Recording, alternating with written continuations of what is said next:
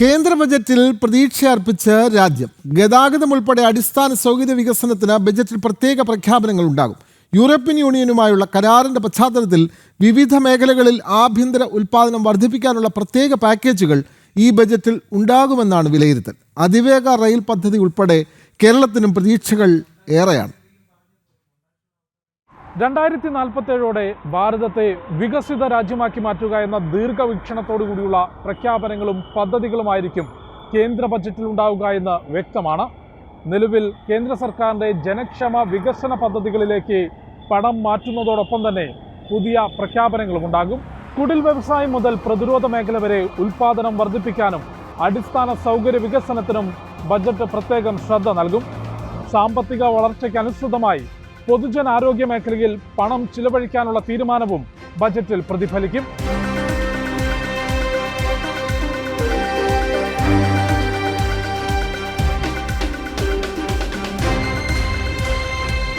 ലോകത്തിലെ തന്നെ ഏറ്റവും വലിയ കാർഷിക ഉൽപാദക രാജ്യങ്ങളിൽ ഒന്നായതുകൊണ്ട് തന്നെ കാർഷിക മേഖല കേന്ദ്ര ബജറ്റിനെ പ്രതീക്ഷയോടെ ഉറ്റുനോക്കുകയാണ്.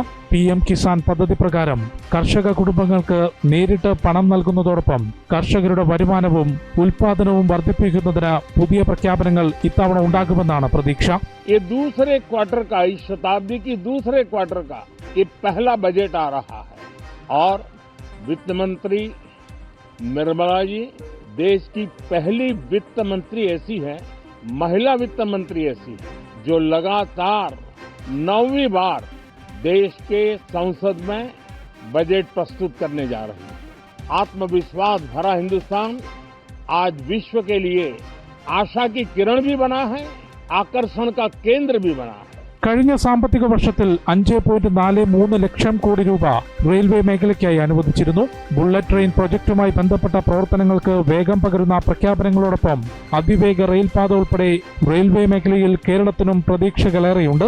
ട്രാക്കുകളുടെ ആധുനികവൽക്കരണം ഉൾപ്പെടെയുള്ള നടപടികൾ നേരിടുന്ന വെല്ലുവിളികൾക്ക് പരിഹാരം കാണാനും ബജറ്റിൽ ശ്രമമുണ്ടാകും.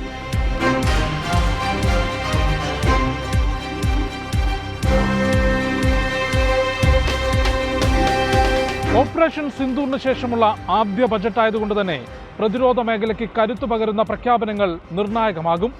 ഇതിനോടകം അത്യാധുനിക മിസൈൽ ലോഞ്ചർ ഉൾപ്പെടെയുള്ള പ്രതിരോധ ഉപകരണങ്ങൾ ഭാരതം സ്വന്തമായി നിർമ്മിക്കുന്നുണ്ട്. മുൻപ് എല്ലാ മേഖലയിലും ഇറക്കുമതിയെ ആശ്രയിച്ചിരുന്ന രാജ്യം ഇന്ന് കയറ്റുമതിയിൽ ലോകത്തിലെ ഏറ്റവും വലിയ രണ്ടാമത്തെ രാജ്യമായി മാറുകയാണ്. അതിന് വഴികാട്ടുന്നതാകും ബജറ്റ് എന്ന പ്രഖ്യാപനമാണ് പ്രധാനമന്ത്രി നരേന്ദ്രമോദി ഉൾപ്പെടെയുള്ളവർ നടത്തിയത്. ഡൽഹിയിൽ നിന്നും ഉണ്ണി കെ വാര്യർക്കൊപ്പം ജിഷ്ണു കൃഷ്ണൻ, ജനം.